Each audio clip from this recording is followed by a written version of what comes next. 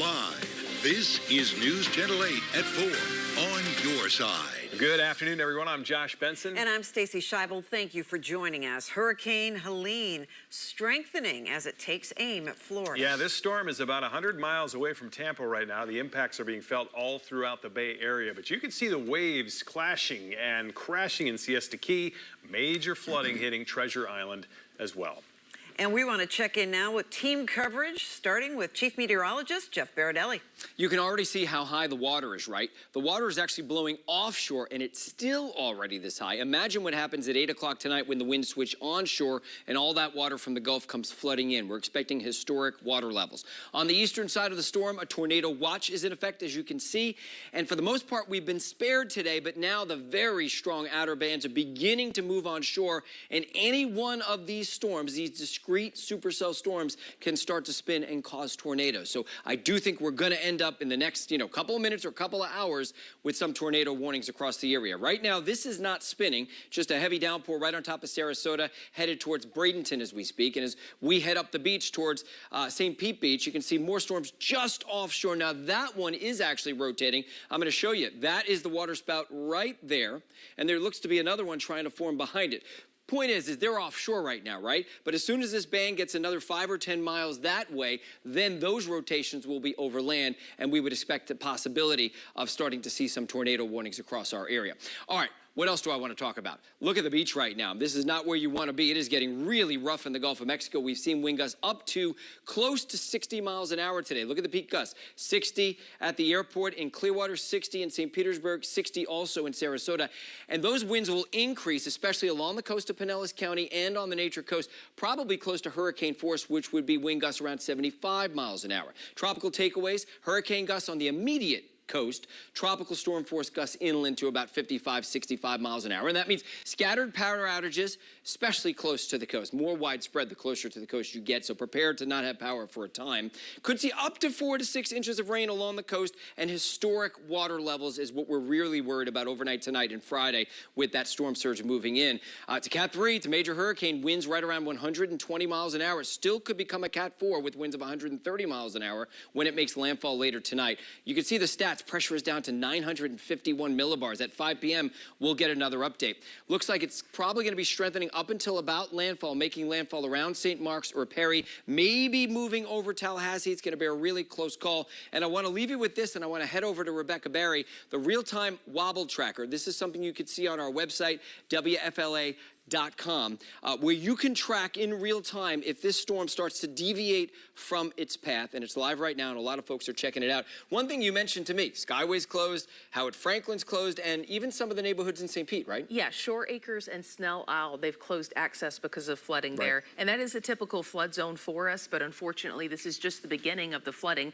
The wind is peaking over the next couple of hours, so the wind gusts along the coastline will reach potentially hurricane strength status right along the coast. Inland areas will still be looking at primarily tropical storm force wind gusts, but the winds peaking between about now and 7 o'clock as the storm passes by to our west. That's where we're getting those really heavy winds. And then unfortunately, the Nature Coast will get the worst of the winds right along the coastline in Citrus, Hernando, and possibly Pasco County just because of their proximity to landfall. It's scraping right by Crystal River there with an almost 70-mile-per-hour wind gust, while Cedar Key's looking at a 110-mile-per-hour wind gusts. And we're still seeing very strong wind gusts through 10 o'clock along our coastline, mainly to the north of Pinellas. But it's at this point, the wind direction changes and starts to push water even further onshore. And that's when we worry about these storm surges. It'll be unsurvivable 20-foot storm surge in the Big Bend area.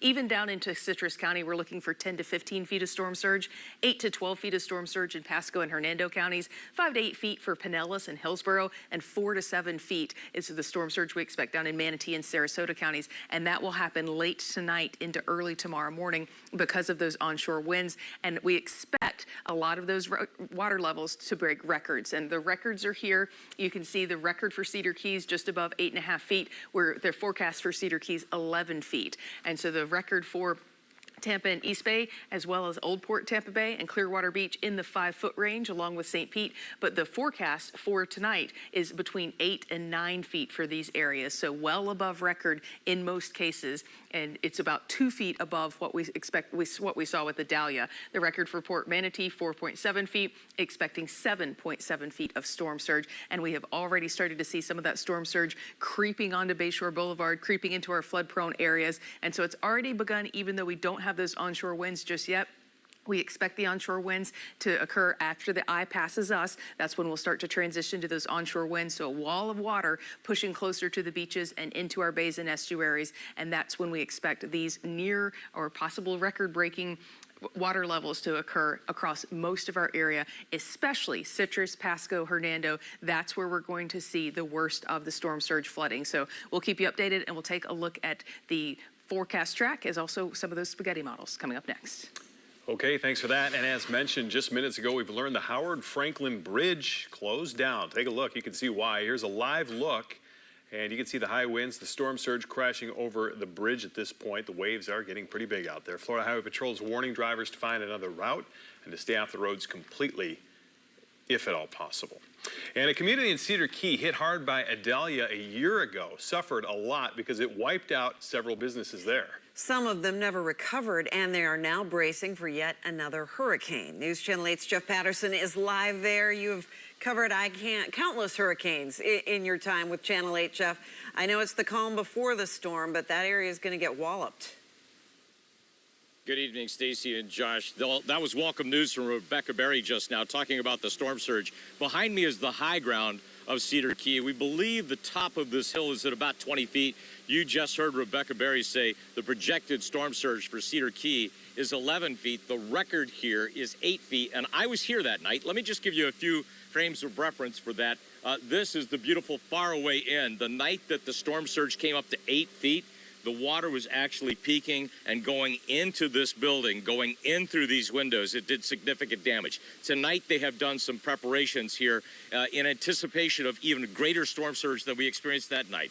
They've removed the HVAC system, and let me show you why that is important, because the night we were here for Hurricane Idalia, if you see those steps right there leading to nothing, that used to be Building 1 at the Faraway Inn, and unfortunately, the night we were here, we listened, we heard, and then we saw Building 1 disintegrate as the Gulf of Mexico came crashing over the street into that building and then just blow it apart. So most of Building 1 ended up the street up there as we watched it happen. And let me just take you across G Street, if you will, here, because there is a very important telephone pole for us.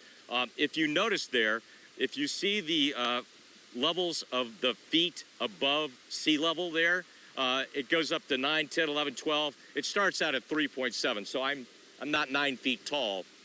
But we will be keeping a close eye on that all night long, because if you look down here, these condominiums right on G Street, right along the Gulf of Mexico, all of them suffered significant damage during Hurricane Idalia. And additionally, I was here in 2016 for Hurricane Hermine. There is a hotel on the end of this street, and they suffered significant damage. At that time, the first floor flooded. We were there staying in that hotel the night that the water came up to the door handles of the first floor.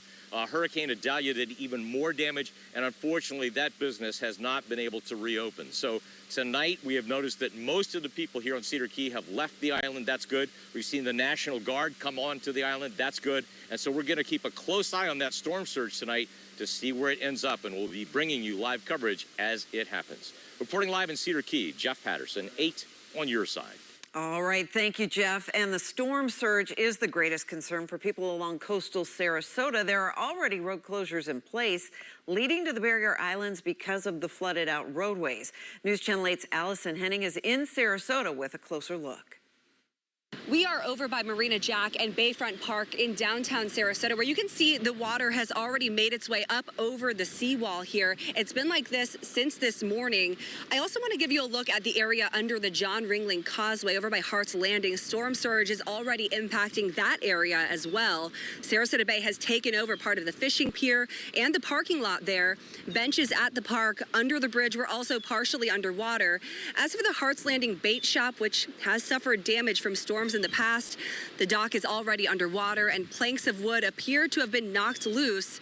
We talked with one man who evacuated his family from Longboat Key, who says it's concerning seeing the water levels here this high so early. It's really nerve-wracking because I know there's a lot of people that are still here, and I feel like there's going to be a lot of roads underwater and stuff like that. There's going to be a lot of damage. Everybody likes to sleep in Sarasota thinking, oh, the storm's not going to hit, but I feel like we're going to be on the backside. It's probably going to be pretty bad. And people in this area have been told to prepare for anywhere from 4 to 7 feet of storm surge. The peak of that is expected sometime between 5 p.m. tonight and 5 a.m. tomorrow morning. Now, all of those folks who live in the coastal areas here in Sarasota County are being urged to evacuate. They are in that level A zone, and county officials, they are telling them to get out before it's not safe to do so. Reporting in Sarasota, Allison Henning, 8 on your side. Thanks, Allison. And just south of the Bay Area, storm surge already overwhelming the coast in Port Charlotte. Jonathan shared this video with us from along the Myakka River. Meanwhile, up north in Pinellas County, we're checking in on Gulfport Marina. News Channel 8's Marilyn Parker was there earlier this week talking with residents who were securing their boats. She's back out there now. And how have they been faring against that storm surge initially here, Marilyn? Well, we can see it happening. I want to show you the ramp right here. Look at all of the water just filling into the parking lot, and hearing Rebecca talk about the wind pushing that water into the neighborhoods. Well, that's exactly what's happening. Follow me this way. Right through the middle of the parking lot, it's going right onto 29th Avenue South. So we're watching these streets flood right now. Tipton Street South, also, the water is starting to push back into that street. And further down to our right, on 46th Street South, the same thing is happening. There is a lot of water out here. Now, the good news right now is that they're not going into the front yards or up onto the doorsteps where a lot of people have their sandbags. They're expecting this to happen, but they're also expecting for the storm surge to increase over time. This is Zone A, where people were told to evacuate. A lot of people here, though, are just sticking it out. I want to show you again that house right there. You can see the sidewalk is covered with water, and it's right up to the tip of the driveway. But again, that water is still pushing back into the neighborhood, so we're expecting to see more of it come through. The wind, oh my goodness, the wind is really picking up. Before we came to you live, I had to run behind our live truck because my hat flew off. That's just an example of how strong it is right now, a small example at that. But again, we're keeping an eye on it because we know the conditions are expected to worsen within the next few hours. We're live in Gulfport. Marilyn Parker, 8 on your side. All right, Marilyn, thanks. Thousands of Tampa Bay area residents are without power as Hurricane Helene makes its way towards Florida's Gulf Coast. And as of this hour, 2,700 households that rely on TECO are powerless. 1,330 FP&L customers are without power, and 700 Duke Energy customers are in the dark at this point. Crews are restoring power as the conditions allow, but as a reminder, remember to stay far away from flooding, down power lines, and any debris. As we go to break, you can help us cover this storm by sharing your video. If you see something out there and you are in a safe area to record video, share it with us by scanning that QR code you see on your screen or by going to WFLA.com/reported. People tell me how lucky my daughter is to have been adopted. But really, we're the lucky ones. Learn more at adoptuskids.org.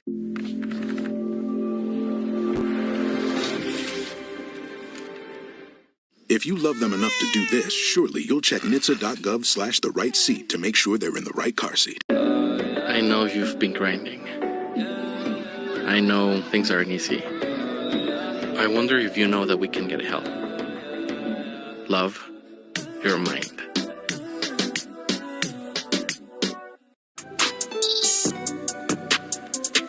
I'm an actor in an ad that was given 12 seconds to remind you that if you're high, just don't drive. Because if you feel different, you drive different. It's illegal to drive high everywhere anyway.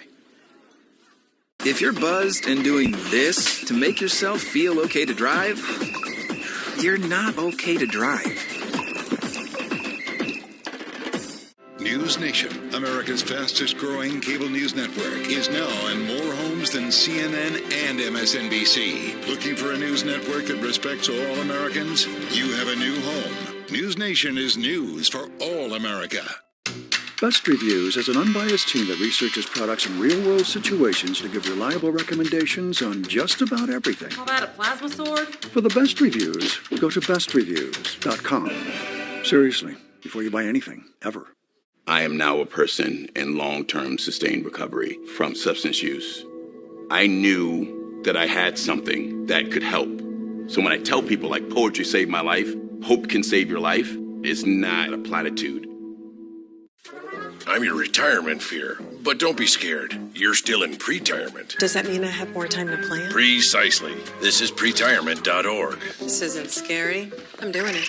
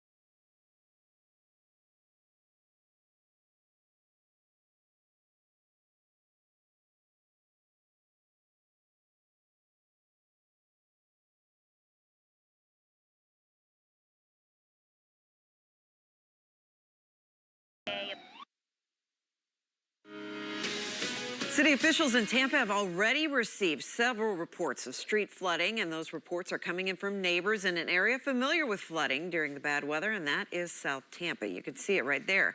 News Channel 8's Ty Russell is live along Bayshore Boulevard, where police officers have closed off Bayshore already, or at least parts of it. Right, Ty? Exactly, Stacey, and we've been out here for roughly an hour or so, and we've been watching people come out and take pictures of some of the flooding. I'll step out of the way just so you can get a better look here. And at this hour, I've seen flooding reports over a 3-mile stretch of Bayshore Boulevard. And as you can see, there are some people actually walking through some of the flooding we've been noticing in this particular area. But I want to take you to this piece of video that we shot earlier when we got here. This is an area, of course, familiar with flooding. City officials expected South Tampa to be one of the first to experience flooding. Now, today, those same officials are concerned this may only get worse this evening. Now, despite the warning from leaders to stay indoors, especially as wind speeds pick up, some people felt brave enough to see the flooding for themselves. Obviously, just a lot of bad flooding. I wasn't really expecting Bayshore to be shut down already, especially because it's not currently raining. So I parked like a block or two up and just walked down and watching the floodwaters come in, I guess. And back out live here along Bayshore Boulevard, as you can see, there are some people bicycling, walking, along with children and families playing in some of that water over here. And again, city officials have suspended trash pickup for tomorrow. Also, city government offices will remain closed for tomorrow, again, as wind speeds pick up. And they are expecting more of this water to come into this neighborhood. But I'll be back in an hour for another update. But for now, we are live in Tampa. Ty Russell, 8 on your side. People in Hernando County are either hunkering down or have already evacuated. The county's issued a mandatory evacuation order for people living in zones A, B, and C. Now, one resident tells News Channel 8's Alessandra Young this might be his last storm living in this area. The weather here in Hernando County has been a mixture of rain and sunshine all morning. The number one consistent thing has been the wind. And residents here in Hernando Beach tell me that they are just tired of having to prepare their homes for storms and that they hope everything they've done has been enough to keep the water out. The price of living in paradise. I'm tired of sandbagging. I'm tired of taping up windows. It's a lot of work. It's a lot of work, and I don't know how the elderly do it. Single dwelling homes. John Renna purchased his home along Hernando Beach in 2011. He tells me having to hunker down and get ready for storms is something he's done his whole life. I grew up in my parents' house on Gulfview back in '93, had the no-name storm, and it flooded a lot of these homes here. But This will be what, like my third, fourth time? I'm done, man. It's very tiresome. He says he is still making repairs from last year. It flooded, and we had to tear the walls all out. It's a process. Residents in the county are preparing for 8 to 12 feet of storm surge, and Rena hopes all his hard work prevents water from getting inside his home. Oh, I'm going to see if I can stake it out, make sure nothing happens, and if it gets too bad, I'll go to my neighbor's house. He's on a stilt home, so I'll be good. There's mandatory evacuations that have been issued for everyone west of US 19. The county says they have new sandbag locations that reopened this morning. They will stay open until the weather worsens. Linda Peterson Park, Anderson Snow Park, Ridge Manor Community Center, and Spring Lake Methodist Church are where you need to go before they close up shop. West Hernando Middle School is open for a shelter for anyone who needs it. And officials say that the capacity is 350 at the shelter and pets are welcome. In Hernando Beach, Alessandra Young, 8 on your side. A total of 61 counties in our state are bracing for Hurricane Helene, including the Big Bend area. The storm is expected to make landfall there as a Cat 3 hurricane tonight. And Kristen Curries is live for us. She is in Tallahassee, and I imagine people up there are very nervous. This is a big storm. Absolutely. Nervous but prepared. We saw a lot of people actually boarding up the windows. I talked to one restaurant manager earlier today who said 14 years he's been here in Tallahassee. Never once has he boarded up windows until today. Now, they were definitely worried about not only the flooding coming in with that significant rainfall, but also the tree damage. We've got about 50% of Tallahassee with big, tall trees. And unfortunately, those tall trees are going to be very susceptible to coming down and breaking with the fact that they're covered in moss, and that's only going to hold on to water. So we anticipate power outages. We anticipate flooding concerns. But the good news is everything's starting to quiet down here in the city. So I'm really encouraged to see people taking those warnings seriously. And the whole hotel that we're staying at here is sold out with locals, media, National Guard members. So we're hunkered down for the rest of the evening. Good to hear. I want you to stay safe. Kristen Curry reporting live for us in Tallahassee. All right, we're going to take a quick break, but as we do, we're going to be watching exactly what's happening around our area. We have our reporters spread out throughout the area to cover this storm all night long. Yes, so keep it here. We'll be here. We love garage keypads. They're easy and convenient, but you never really know who's using it or when. Introducing the all-new MyQ Smart Garage Video Keypad. With the built-in camera, you get streaming HD video day or night. Create up to 16 custom PIN codes and get real-time notifications when the keypad is used. It's not just the key to your garage, it's the key to your home. Go to myq.com to get yours today. Or shop at amazon.com. If you love them enough to do this, surely you'll check nhtsa.gov/the right seat to make sure they're in the right car seat. Ya está aquí, el nuevo sitio web para noticias locales, el tiempo y entretenimiento en Tampa. TampaHoy.com. News Nation, America's fastest growing cable news network, is now in more homes than CNN and MSNBC. Looking for a news network that respects all Americans? You have a new home. News Nation is news for all America. For decades, I've taught you everything I know. But only you can prevent wildfires.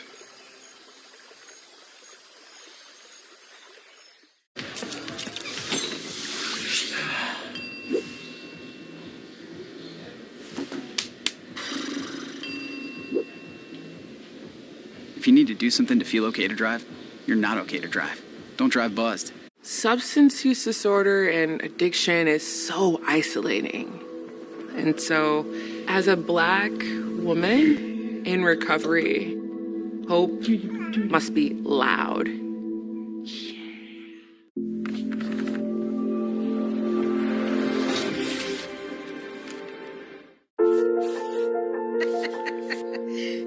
Hey, honey. We thought we'd try something new. Family Art Hour. Learn more at adoptuskids.org. Hate is loud, but love is the majority.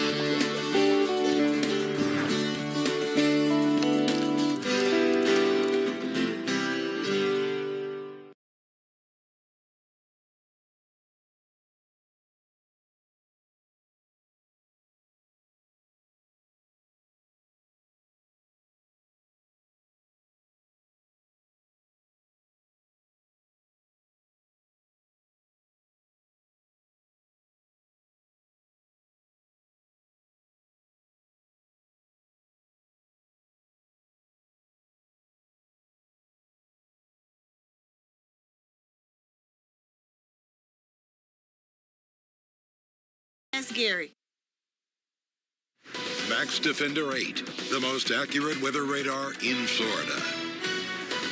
Taking a look at the latest satellite images from Hurricane Helene. So the Hurricane Hunter aircraft around 2:25 this afternoon found the Category 3 strength hurricane winds, and that's when they upgraded it. They did a special advisory. Current maximum winds around 120 miles per hour. That minimum central pressure continuing to really drop down to 951 millibars per hour. It's moving fast to the north-northeast at 21 miles per hour, and it is starting to get even with the Tampa Bay area in terms of latitude.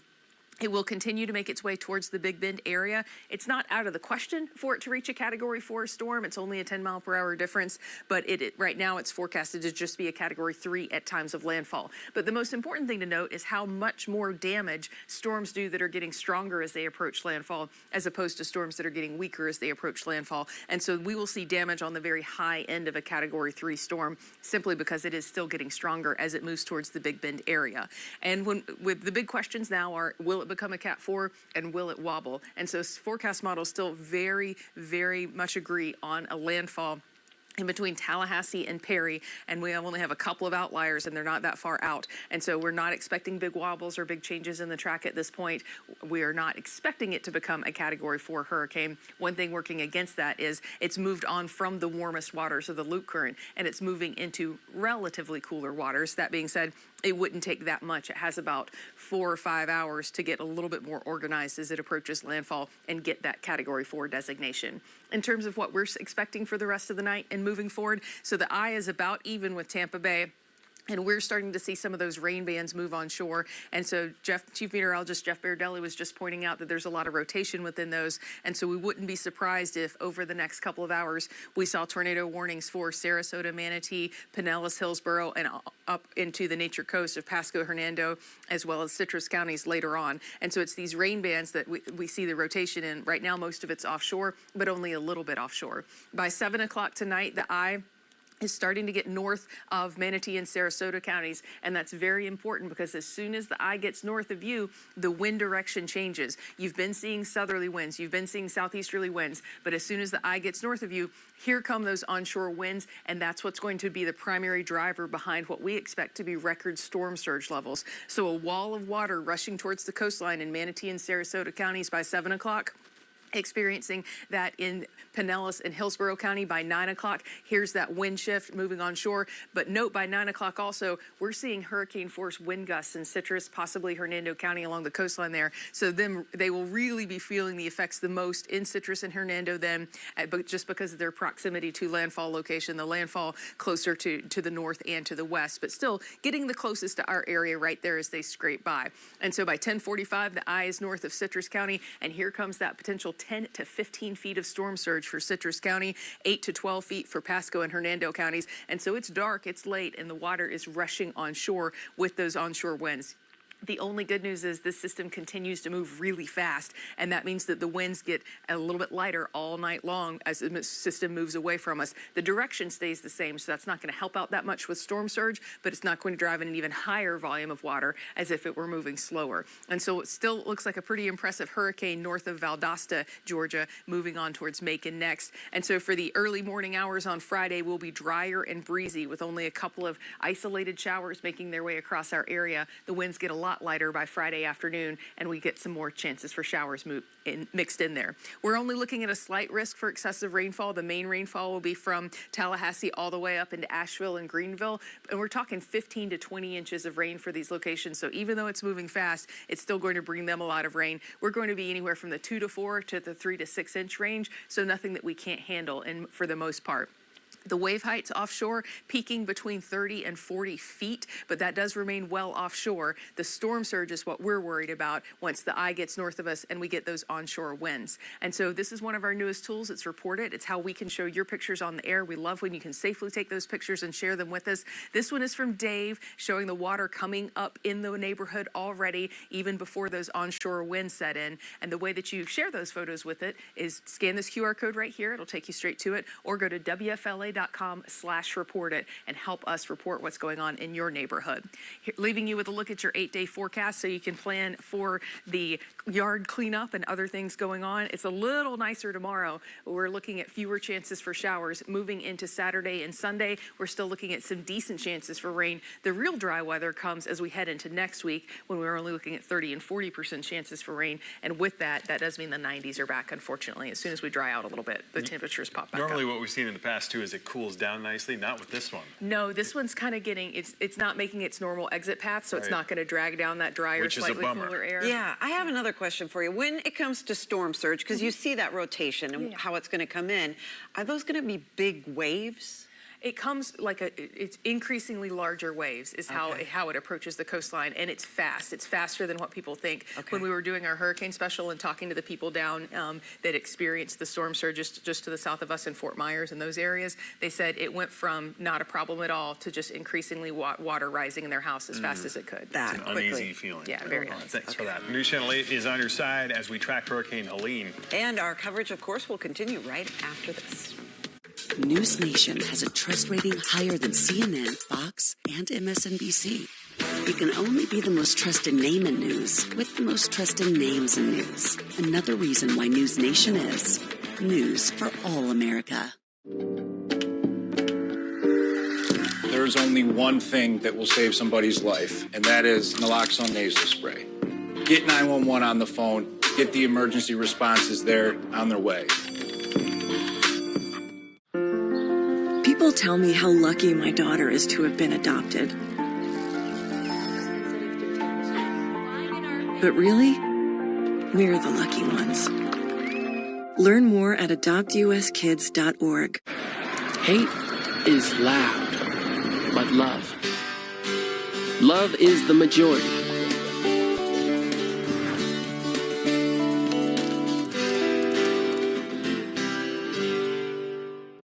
Best Reviews is an unbiased team that researches products in real-world situations to give reliable recommendations on just about everything. Call that a plasma sword? For the best reviews, go to bestreviews.com. Seriously, before you buy anything, ever. If you're buzzed and doing this to make yourself feel okay to drive, you're not okay to drive.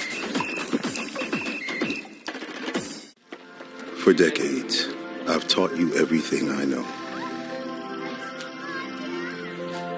But only you can prevent wildfires.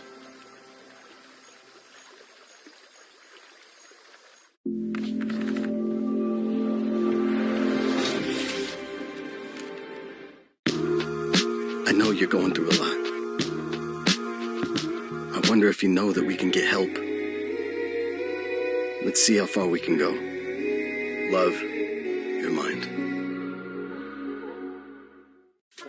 I'm your retirement fear, but don't be scared. You're still in pre-retirement. Does that mean I have more time to plan? Precisely. This is pretirement.org. This isn't scary. I'm doing it.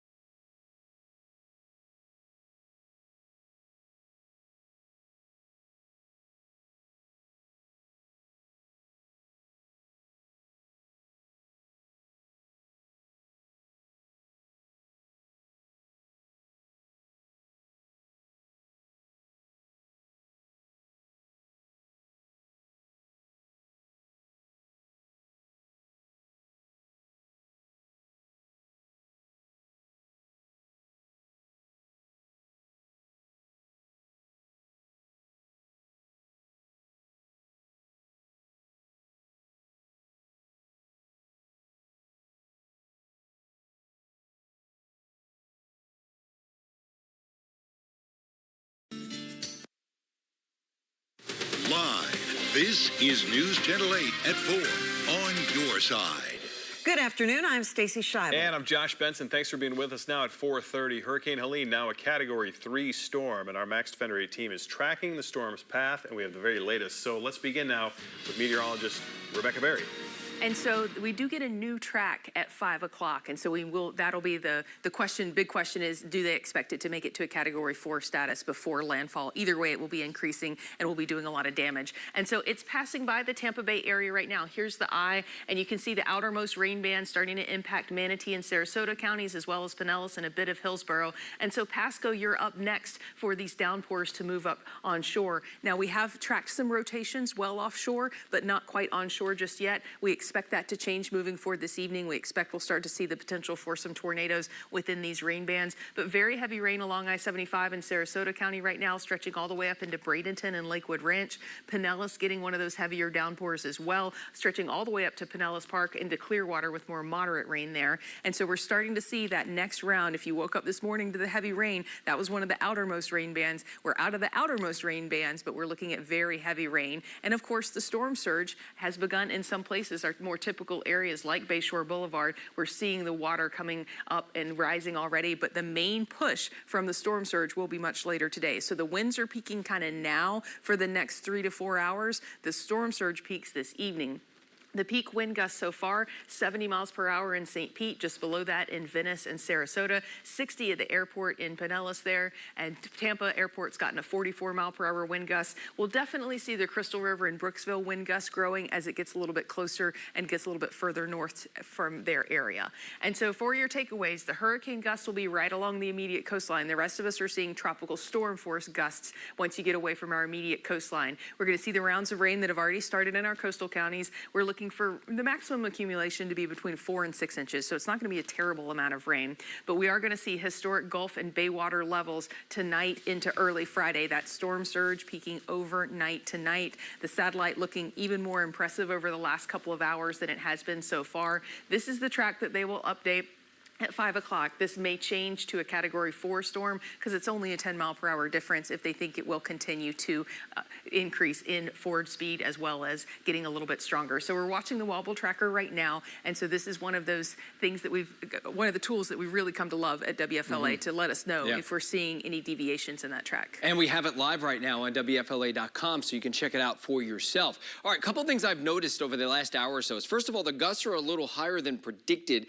by the computer models. The computer models have been forecasting gusts closer to 60, but we saw a gust to 72 at Port Manatee and 67 miles an hour at Sarasota Bradenton Airport, and now 70 in downtown St. Petersburg. So I think you can add on to the winds that were predicted by the computer models. We are likely to see hurricane force wind gusts along the coast. We're very, very close already, and the storm is not at its closest approach, but it will be very soon. So as we head through the evening hours, those winds will start to ramp up at 63 in Clearwater, but I bet we're getting close to 73 in Clearwater. Computer models off in terms of its forecast wind gusts, but you can see the center of the storm. These wind gusts in blue, those are 125 mile an hour wind gusts trying to make landfall later this evening. Notice at 8 o'clock, it still hasn't made landfall. That's when the worst of the winds are going to be on the Nature Coast. And notice that the winds are now onshore. By the early evening, 7, 8 o'clock, they're onshore in Bradenton, onshore in Tampa Bay, onshore in Clearwater. That's when all that water starts to move in from the surge. Look at that wind gust at 110 miles an hour in Cedar Key. I think we may see some wind gusts to 80 miles an hour in and around Homosassa and Crystal River. We have a tornado warning. Tornado warning in effect right now. Okay. So what I think we need to do for this is, let's go over to radar. I want to show you where the tornado warning is. Yes. And to make things easy, and folks in control room, you can let me know. I'm going to stay here at the BAM, and Rebecca will stay in the weather center. And there's clearly, it looks like potentially, there's the cell right there. Can you go a little further north towards this Laurel Venice area? There's the cell, and you can see the rotation right there on the east side of Sarasota Springs. This is moving north. It's moving past 72, and it's moving towards Lakewood Ranch as we speak. If we could zoom in a little bit more, and as we told you, on the east side of this storm, we're going to see very fast-moving tornadoes, very fast-moving tornadoes. And there are a couple other spin-ups to the south of that, Rebecca. It's interesting because that is clearly a tornado there, but that one's not warned. Yes. Which is why you keep going back and forth. I know that. This right here is likely a tornado that's developing. It's not actually warned yet, but this looks like the strongest one. Again, on the east side of Sarasota Springs, right along I-75, crossed over 72. This eventually is going to cross over the Sarasota Manatee line and head towards Lakewood Ranch. Okay.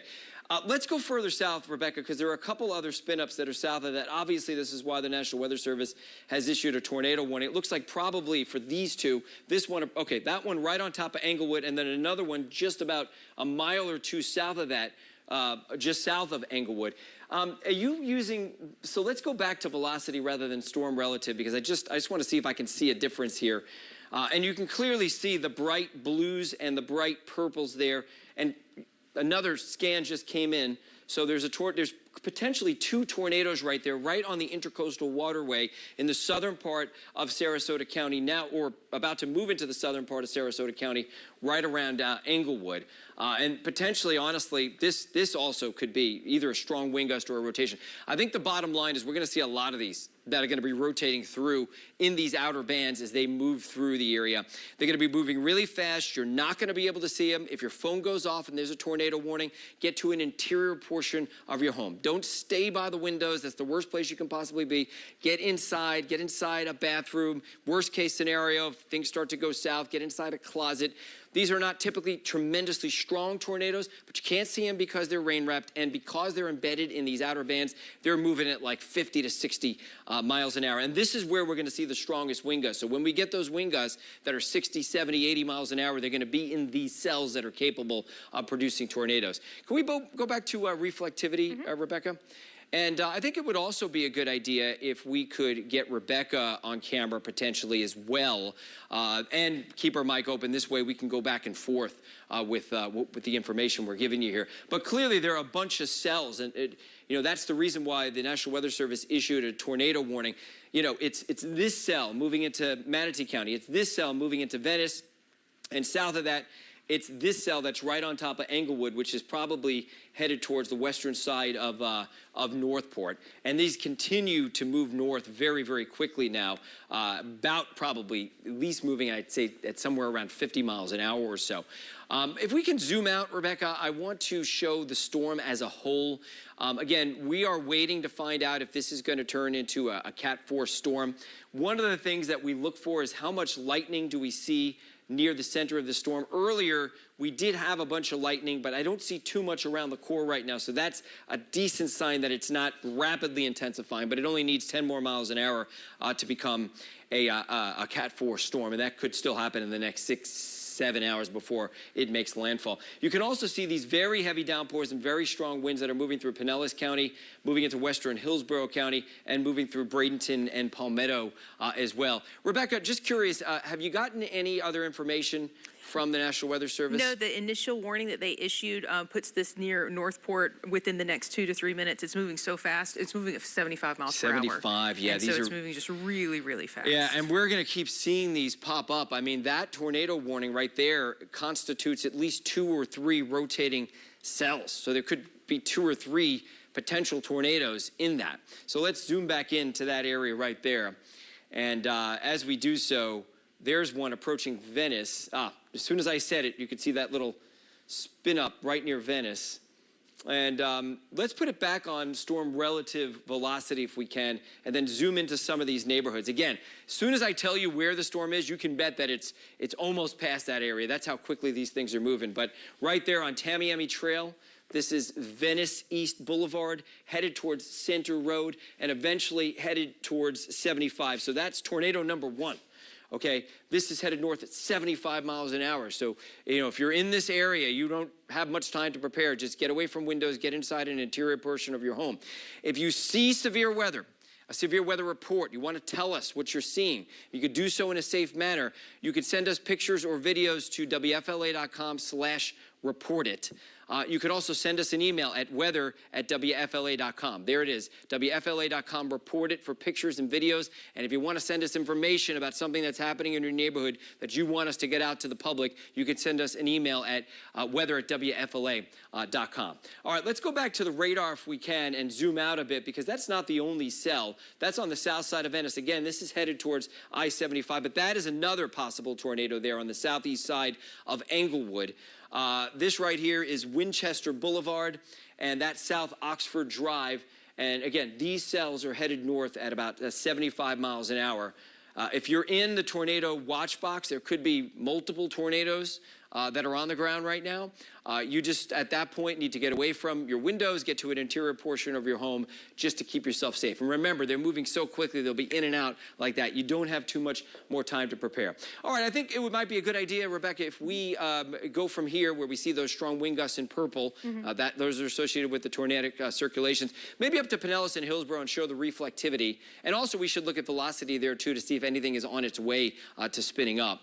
Quite a lot less, at least right now, rotation in and around Pinellas County and Hillsborough County, all the way down to Bradenton. But I know that we have some very heavy downpours. And by the way, in these heavy downpours in the Bay, we've seen gusts to about 72 miles an hour at Port Manatee. So, you know, these cells are capable of producing hurricane-force wind gusts. And obviously, power outages will start to become a concern as we see more and more of these cells and more intense cells for the next few hours as the system passes directly to the west of us by about 100 miles. So heavy downpours right now in Odessa, that area right there, northwest part of Hillsborough County as well, around Citrus Park, crossing over the Bay Area bridges. Of course, the Howard Franklin is closed right now because of big waters. By the way, I just checked a buoy on the end of the Egmont Channel, 15-foot waves there, close to the center of the storm, 50-foot waves right now.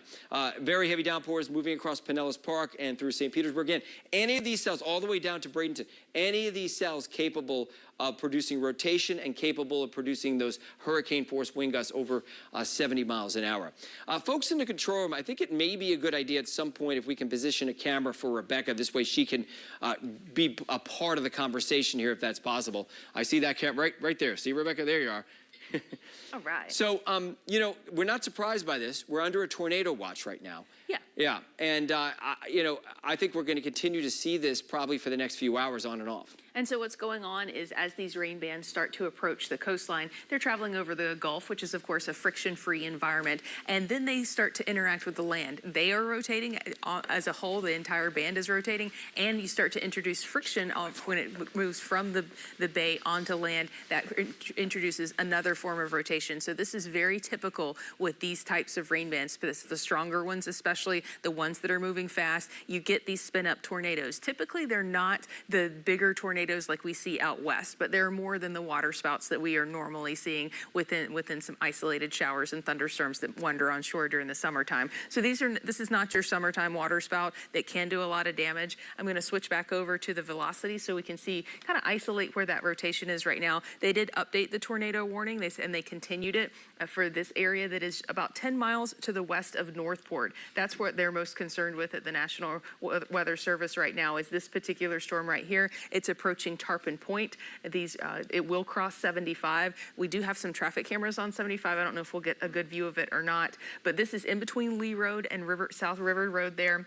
It's already to the north of this section of Winchester Boulevard that we're looking at right here, and it's also to the north of where South River Road makes that turn. And so it's headed towards Tamiami Trail. It's headed towards North River Road. It eventually crosses over I-75 as well. And we talked about how fast this is moving at 75 miles per hour. So this area of rotation is just racing northward basically as fast as it can. So within moments, it'll be crossing I-75. And after that, it's headed to cross Border Road. It's headed to cross South Power Line Trail, Stockade Trail as well. Getting into some of that golf course community that we talk about, we oftentimes see a lot of tree damage within those. They've pulled up our Sarasota camera for us to see if we're seeing anything there, and it looks like some heavy rain and wind at that point, but we're not seeing any indications of rotation in that location, which is good for now. We just got an updated scan. The good news about these severe weather situations is that they turn the radar up and you get more frequent scans and better information, because if you are in the path of this system within the next 10 to 15 minutes,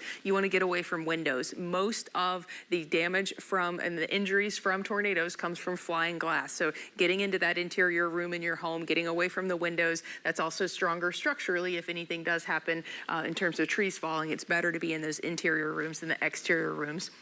Crossing I-75 momentarily as it continues to race off to the north. This area of rotation does seem to be holding together. Let's put the radar in forward motion here for you, because that gives us an idea. The more vibrant colors is stronger winds. And so what we're looking for is when the different colors meet. So the dark purple is wind moving in one direction. The light blue is wind moving in the opposite direction. So what we're looking for on this view is where we see those colors meeting and meshing. That's an indication of rotation. And the more dark the purple is, the stronger the winds are. The more vibrant and white the light blue is, the stronger the winds are. And so we're seeing this continuing to hold together, continuing to show some signs of rotation. Even if it does look a little bit elongated on that last frame there, that could be an indication that it's starting to come unraveled just a little bit and potentially weakening after that, which would be good news. But this is going to be completely wrapped up in rain. Heavy, heavy downpours. So don't rush out and try to see this because you're not going to be able to see anything. A lot of tornadoes in the south are what we call rain-wrapped tornadoes.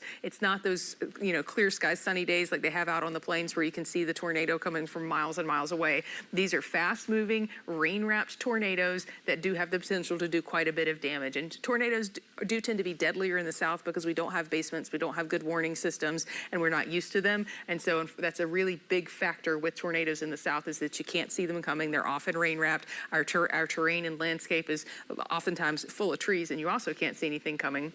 But it's also just something that we're not used to dealing with like they are in the Midwest and some of the more tornadic-prone areas. And so widening the storm out just a little bit, if you're just now joining us, we do have a tornado warning for Northport for about another 25 minutes and parts of Sarasota County here. That it's moving very fast to the north at 75 miles per hour. It's all a part of the broader Helene system and the first introduction of rain bands. That we had outermost rain bands this morning. This is kind of the first core rain bands we're seeing along our coastline, and we are going to be prone to tornadoes just like this spinning up. We'll go ahead and check your reflectivity one more time to see if there's anything else out there that we need to see. And you can tell that well offshore, there are some areas of rotation in a line there. And if these get closer to the coastline, we'll see them moving on shore as well. But as far as any rotation in Pinellas and Hillsborough County, it looks pretty quiet at this point, which is good news. I don't think it'll stay quiet. I think we'll end up seeing some potential rotation and some potential tornado warnings there as well. But for now, it's all down in Sarasota counties. They've shortened the warning box there a bit. They've taken out the southern part of it where it's already passed, and it's about to cross I-75 right this second. And so it continues to race off to the north at 75 miles per hour. And Rebecca, we just got the latest advisory from the National Hurricane Center. Okay. A 5 o'clock advisory here has winds of 125 miles an hour.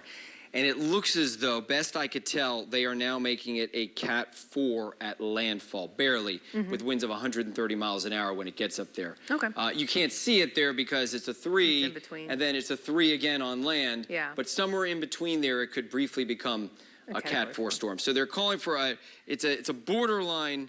It may not get there. It may not get there, but it's going to be very close. So we'll see the tonight. higher end of damage from that.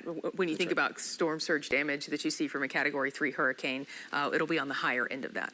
So if you can go back to the radar here, there's another area just to the east of Osprey that we should check out. Rebecca, there's another rotation there. It's inland pretty far, and you should be able to find it. It's just directly to the east of Vamo and Osprey, to the east of I-75, right there. That is also a potential tornado embedded, and it's actually exiting the tornado warning area. Again, these are moving north at around 75 miles an hour or so.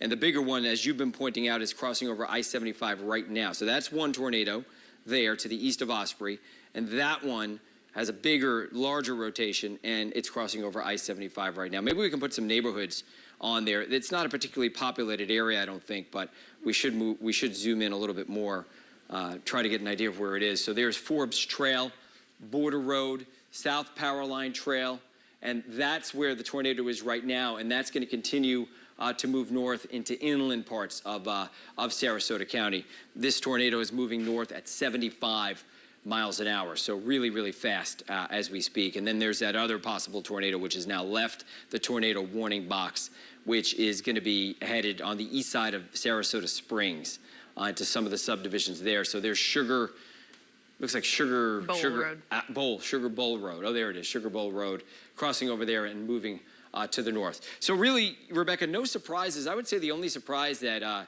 I've noticed with this storm is just simply that it's producing almost hurricane force winds at our coast. I was unsure if we would get to those 75s, but it looks now like we're gonna get to those gusts probably close to 80 miles an hour along the coast. Yeah, very thankful that they're just gusts and not sustained winds. Usually the gusts you see are about the sustained winds are about 2/3 of the gusts that you see. Right, so in a general rule of thumb. So hoping we can stay below that hurricane threshold along the coastline for sustained winds. Did they just trim that, or has that been trimmed for a while? It has been trimmed. Okay.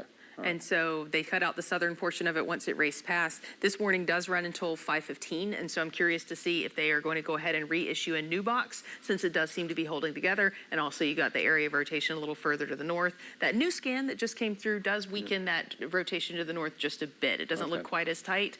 Also, the rotation looks a tad more broad within the actual warning box itself.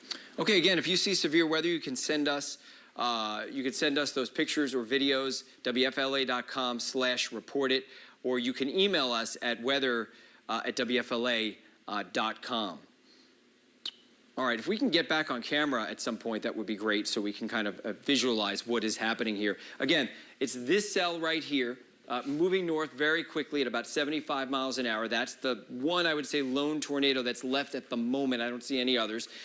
This is about to cross over 72, but I think we should take a wide view of the storm right now as it has strengthened. It no longer has winds of 120. Winds are up to 125 miles an hour. You can see the center of the storm. There's a little bit of lightning on the east side. This barely rapidly intensified. It was able to achieve 35 miles an hour in 24 hours, which is the definition of rapid intensification, but it didn't get higher than that. So the system has been gradually intensifying the whole time. And it may eventually reach 130, as was predicted yesterday as a Cat 4, but it never went through a cycle where we just saw explosive development. And that's because it's taken a long time for its eye and its central core to get organized. Systems really can't strengthen fast until they're fully organized. Once they are fully organized and all the dry air is gone and the eye is nice and concentric, then the system can really take advantage of the hot water. And it's still over very hot water. It's left the loop current, which is right about there, and now it's moving into the northern Gulf. But water temperatures up there are 88, 87, 89 degrees in some places. So it does have, I think, at least some more strengthening before it reaches the coast. But for a storm to be over 100 miles west of Tampa and already be producing winds in the outer bands at hurricane force strength goes to show you just how large the wind field is with this. This is one of the largest storms ever at this latitude that was mentioned in the National Hurricane Center discussion earlier today, with tropical storm force winds that extend 400 miles across the storm. But the hurricane force winds extend only to here. They don't, the sustained hurricane force winds don't get to the coast. Any hurricane force winds we see in some of these outer bands as they continue to move north towards the nature coast, they're going to be hurricane force gusts, not sustained hurricane winds. But what should you expect at your house from that? Well, you should expect power outages along the immediate coast. When we start to see these wind gusts and these spin-ups, these tornadoes, we tend to get widespread power outages along the coast. So you may lose power along the coast. Inland areas, it gets a lot less likely out there, a lot more isolated, a lot more scattered. But if you lose power, don't be surprised by it, because obviously these winds gusting past 70 miles an hour, I'm not surprised by this. And again, as this moves on shore, soon as this eye moves past our latitude, and it's doing so now, the winds all of a sudden with the counterclockwise flow switch on shore. We get a southwest wind. That southwest wind starts to push that water in. Remember, tides were already running 4 feet above normal, and that was with an offshore wind. We had a southeast wind during the day today, and it still managed to bring the water levels up about 4 feet. Picture when the winds switch onshore, as they're beginning to do so in our southern zones, just how quickly the water offshore is going to start to move onshore. That's our Lakewood Ranch camera. You can see it right there, and it really is raining very heavy. Rebecca, we've been talking about, the historic new tornado warning just issued for Manatee County. Yes. New Manatee County tornado warning. All right, let's zoom back into there. Thank you, Rebecca. By the way, you've been watching Rebecca operate the radar and also watching her talk at the same time. It is not easy to walk and chew gum at the same time. Rebecca's doing a great job at that. So that's the new tornado warning that's just been issued. If we can put this on velocity mode, we can hone in on exactly where we think that next tornado is developing. And while we're doing this, it's the same one, right? Yes. Yeah, it's just they're extending it because it still looks like it's probably happening. And it's just to the east of Osprey, as you can see, crossing over 72. So that right there is the rotation. with the possible tornado. And again, moving north at 75 miles an hour. If you live in this area right here, and again, this is going to eventually cross into Manatee County around Lakewood Ranch. If you live in this area, you should take cover. Get to an interior portion of your home away from windows. As you can see, this is a fairly uninhabited area, but there are some subdivisions here we want to point out. Again, Sugar Bowl Road, we talked about that before. It seems like these tornadoes are taking kind of the same path. And eventually this will move towards Oakford Road, as you can see right there. That's our Sarasota camera, and boy, that looks like a lowering in those clouds there. Maybe we should take that, if we can take that full just for a second or two, because that is the area, by the way, where these potential tornadoes are. So let's just watch this.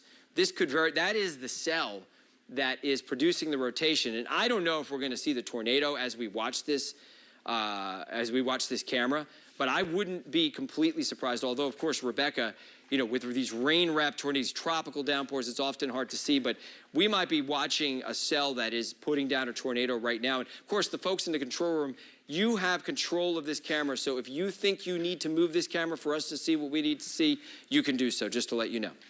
Rebecca? Yeah, we're watching that wall of rain march across the field there.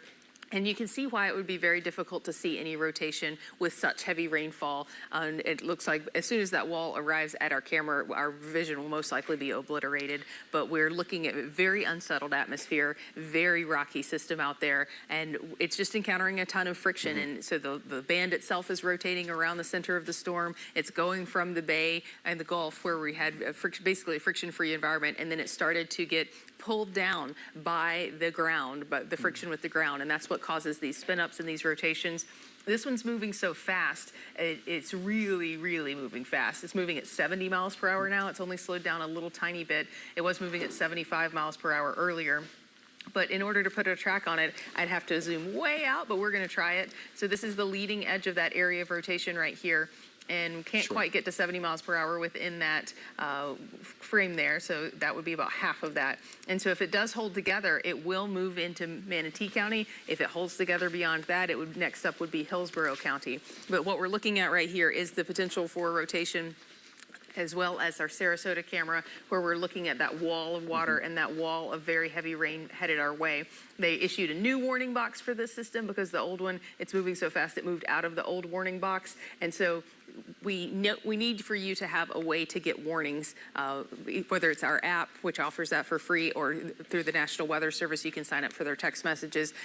You need to have a way to get a warning, a tornado warning for your location, because it's just moving so quickly. We want you to have every opportunity to get to that interior safe room. And I think it's worth saying to the folks in the control room, just to kind of help you guys out, the cell is east of our camera in Sarasota. So primarily you're going to be pointing the camera, at least right now, to the east, or slightly to the southeast is probably where the rotation is from this particular cell, so that you know exactly.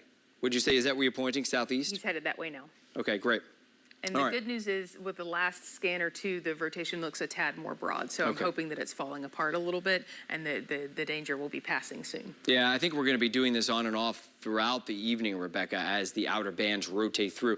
You know, there's often a lot more tornadoes in the outer bands of these hurricanes than there is near the center.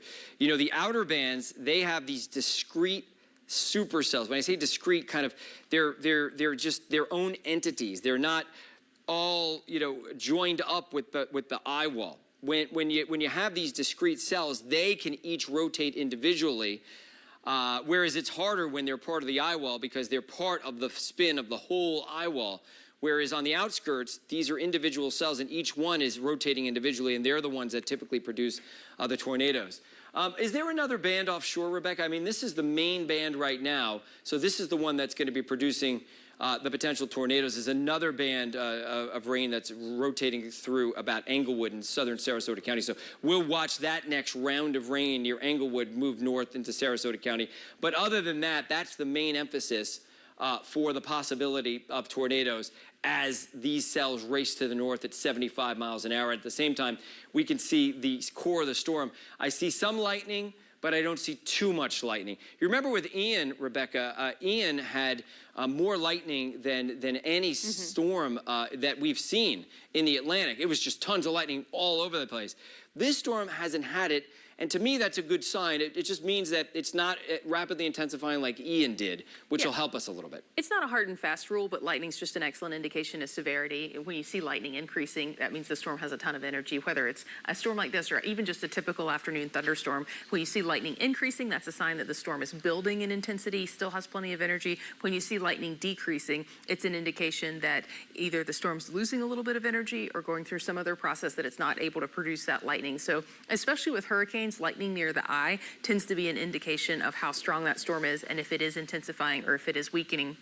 And we had about 17 to 18 strikes within the 15 minutes an hour ago. We went up to 36 about 30 minutes ago, and now we're back down to that 17, 18 strikes per 15 minutes. So not a lot of lightning, and the lightning that is occurring on the eastern and northeastern side of the eye wall. Now, I would expect that the western side of the eye wall looks just as robust on the radar, but we don't have any radar sites out over the Gulf. And so we are working off land-based radars. And so this is about the extent of what we can see. It's not that there's no rain on that side of the storm. It's actually pretty symmetrical. We just can't, our radar beam degrades and signal that far out. And so, lightning would not be the case, though. If we were seeing any lightning strikes on this side, we would be able to detect that. The lightning detection network does work out over the Gulf much better than our radar beams do. We're still monitoring that tornado warning for that area of rotation that's racing now into Manatee County. So it's been in Sarasota County, and just within basically 15 to 20 minutes, it raced in and out of Sarasota County, and now it's moving into Manatee County. So I'm going to go ahead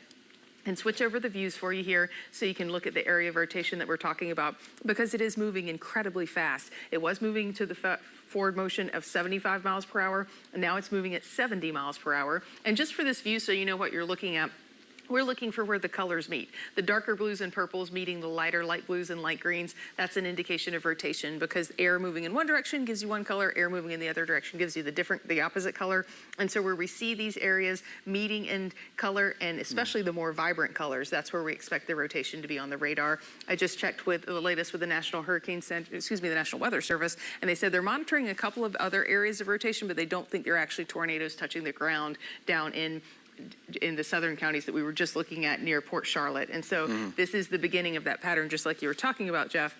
We expected this, now it's coming to fruition, and we expect a little bit more of it as we head into the evening hours. Yeah, I'm looking at that rotation that's just to the south. It actually looks like it's right near Boca Grande Pass, and it's headed north towards Englewood. So we'll keep an eye on that particular area, which eventually some of that rotation could start to make its way north towards southern Sarasota County, see if they issue another tornado warning for that area. But for now, not quite enough. You can kind of see the bright shading of colors making their way right across the bay there, just to the west of Fort Myers.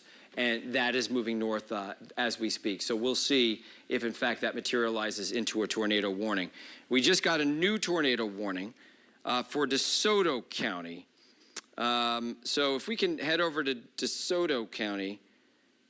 Okay, because that in fact, that is for that same area we were just talking about, which is the storms were south towards Lee County.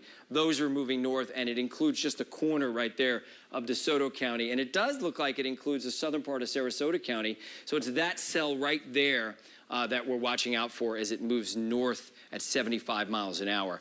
I think probably, if you can put me on camera, guys. Okay, great. That helps me to kind of point out exactly where it is. So that's the cell I was talking about a couple of minutes ago.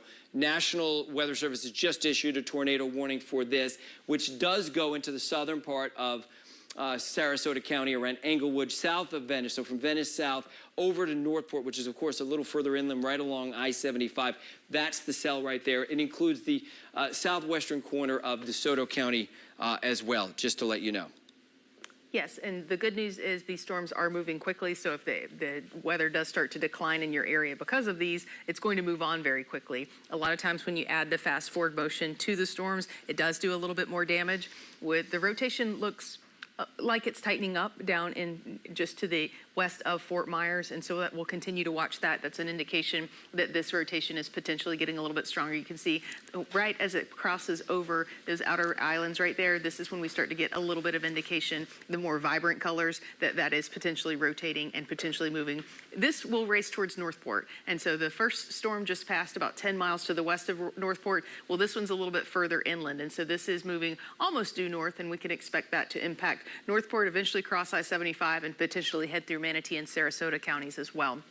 We still have the other tornado warning that's about to expire, but let's check in on that rotation and see where it is as well. And we'll take it down to the street level so that you can get a better idea. Because these storms are moving so quickly, it won't be in this location for long, but the rotation right over Mayaca City there and headed towards over 64 next, and then it will pass just to the east of Lake Manatee. And so it is starting to get into a little bit more populated of a region, especially as it tracks north of 64. We start to get into the more neighborhoods.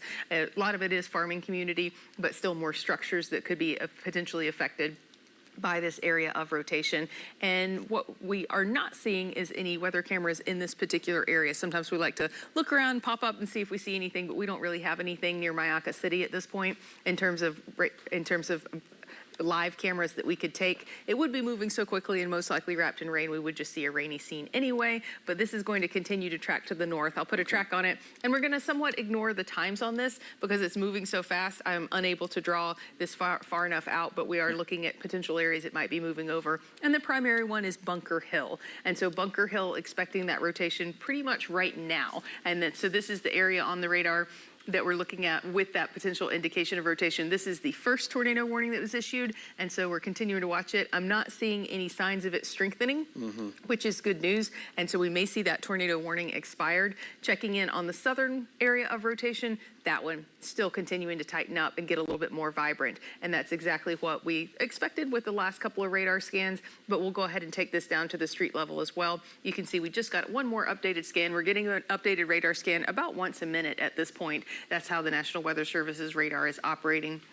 But it's about to move over some of the outermost islands there and make its way closer to, this is Quail Road and Gasparilla Drive. And so this will be a test for this system once it gets over land as to how well it can hold together. It's very easy for areas of rotation to continue rotating out over the Gulf. We see weak water spouts survive for miles all the time. But once you introduce the friction from the land and some of the topography, sometimes it does tear apart the areas of rotation. So that will be a test as it gets a little bit closer to Punta Gorda.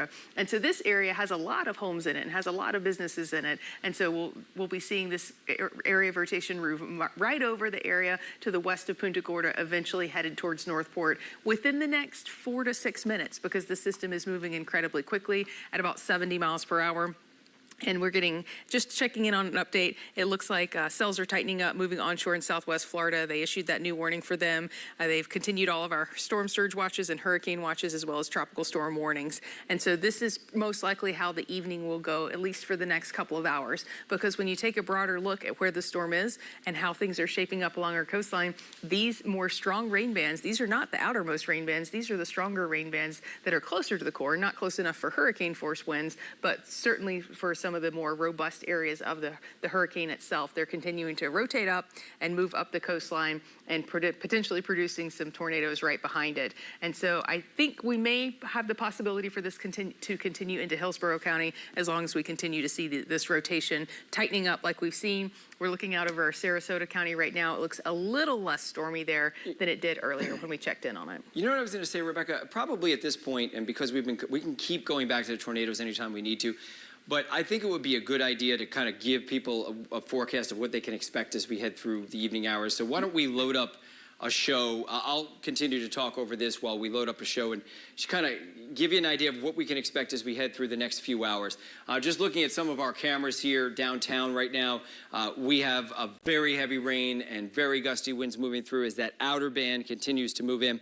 As we mentioned before, winds are around 125 miles an hour. With the hurricane. They may reach 130 briefly before landfall tonight, which will probably happen at around 8 p.m. or so. And once that happens, we are probably going to be dealing with, I'd say, the strongest of the weather moving through the Nature Coast later this evening. And I do think places like Citrus County are likely to see some gusts probably to around 80 miles an hour or so. So as you can see, we're still dealing with the potential tornadoes on the eastern side on that particular band. But for the rest of us, I think it would be a good idea to start talking about, some of the other impacts of this hurricane as it begins to move by to our west. Rebecca, do you want to handle that?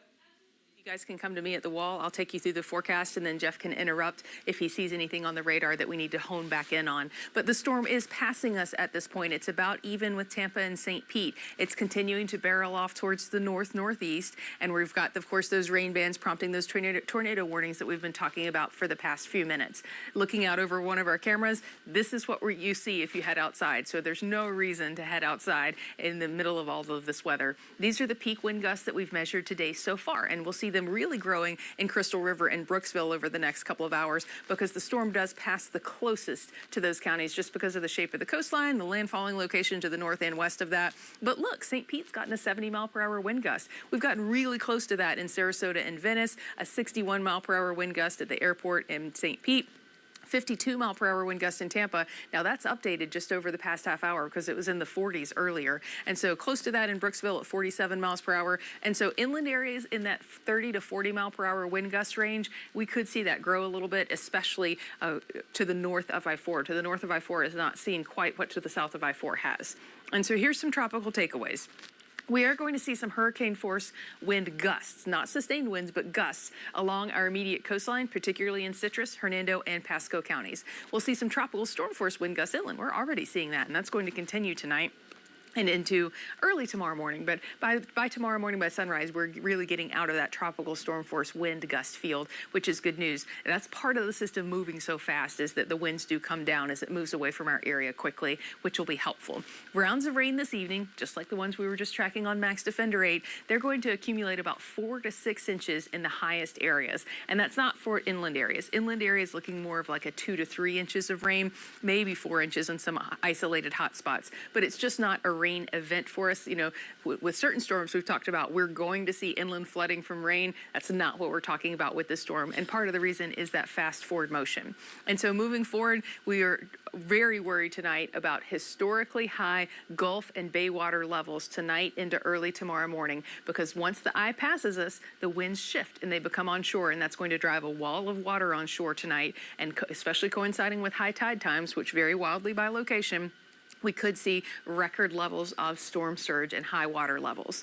And so the 5 o'clock update came out. It's still a Category 3, but it did increase in forward wind speeds just a bit. We're looking at 125 mile per hour maximum winds. That minimum central pressure is down to 951 millibars, just a monster of a system. But look at that fast forward motion to the northeast at 23 miles per hour. And so passing Tampa, and this is important because as soon as the eye gets past you, those winds change and they become onshore, and that's when the threat of storm surge flooding is introduced.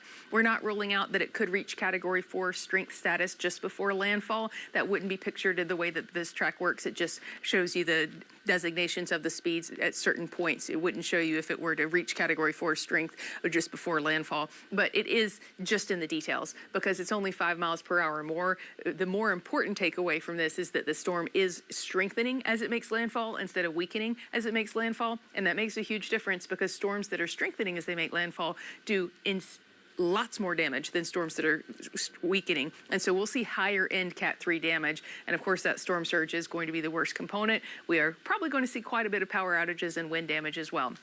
This is your wind gust forecast, and we do expect those hurricane force wind gusts from Pinellas northward possible, but tropical storm force wind gusts elsewhere. This is 7 o'clock tonight. The eye is even with Crystal River and Hudson, and to the south of that, we're getting those onshore winds. This is when the storm surge begins, when you get the onshore winds. Even though it's already begun in some areas, this more significant and possibly historic storm surge begins after about 7 tonight for most areas. By 8 o'clock, this is the onshore winds have made it to Pinellas County, and they're starting in Pasco County. By 9 o'clock, Pasco County is getting the onshore winds, and they're starting in Hernando County. And this is when we're talking about landfall in the Big Bend area, 9, 10 o'clock tonight. That's when the eye moves onshore. And that's when by 10 o'clock tonight, even Crystal River's getting the onshore winds, and they'll see the most in terms of storm surge, 10 to 15 feet in Citrus County. They're just on the edge of the worst of that storm surge. Of course, near landfall, it'll be closer to 20 feet, just unsurvivable storm surge in the Big Bend area, and very, very disruptive storm surge. Even as you work your way into Manatee and Sarasota counties, we're looking at 4 to 7 feet there, 5 to 8 feet in Pinellas and Hillsborough County, 8 to 12 feet of storm surge tonight in Pasco and Hernando, and there's that 10 to 15 number that is so frightening for Citrus County. Anywhere along into the west of 19, most likely going to be underwater. And this forecast map is showing you a couple of locations and the record in the red boxes there. So that's the highest we've ever seen. A lot of them were in Adalia, but look at the forecast in the yellow box for tonight. Those numbers are much higher, in some cases close to double what we've seen in terms of above mean sea level waters that we expect tonight. So this is why we're talking so much about storm surge. It could be something that we've never seen before in a lot of locations, especially right along the coastline and our northern coastline in particular. We are not expecting much in terms of deviations moving forward. This storm has performed well according to the forecast. There's a lot of agreement on that landfall in between Tallahassee and Perry. Now, it's going to make a lot of difference in storm surge because just to the east of the eye is where the worst of it will be. So just a couple of miles makes a huge difference as to who sees the most damage along the path there. But the big questions at this point moving forward within hours of landfall is, does it make it to Cat 4? And are we going to see any wobbles or deviations? And Cat 4 maybe, not that it really matters. It's more about that fact that it's intensifying instead of weakening, but also not seeing much in terms of wobbling with those spaghetti models. One thing working against it in making it to Cat 4 is it's leaving the loop current, right here, the warmest potential waters with the potential energy, the warmest waters, it's moving away from that into relatively cooler waters. But for us for tonight, we're going to continue to see these rain bands making their way onshore, the onshore winds behind them, a little drier once the eye passes you, of course, but those onshore winds mean that we have to start worrying about storm surge.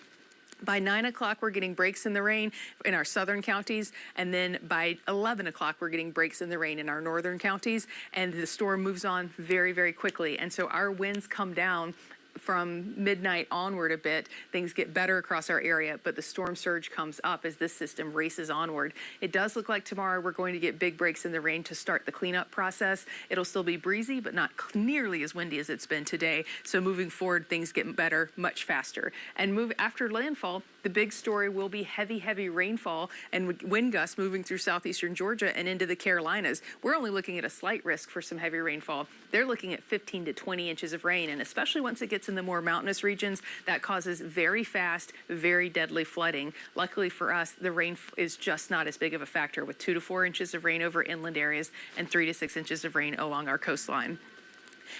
It does look like we're seeing some very historic wave heights out there as it approaches landfall as well, in that 30 to 40 foot range, and then the winds driving the surge behind that this evening. That's a look at weather. We're going to take a short break. Think you know Cuomo? Hey, Democrats, you want to do better? Tell your side of the story better. Well, check him out now. Trump deserves credit. Cuomo, weeknights at 8/7 Central, only on News Nation. News for all America. Ya está aquí, el nuevo sitio web para noticias locales, el tiempo y entretenimiento en Tampa. TampaHoy.com. Ooh, pretty colors. Best Reviews is an unbiased team that researches products in real-world situations to give reliable recommendations on just about everything. For the best reviews, go to bestreviews.com. Seriously, before you buy anything, ever. Why would drug dealers put a lethal dose of fentanyl in drugs if they know it's so harmful? It's cheap, it's potent, and it's profitable. Really just all about the money.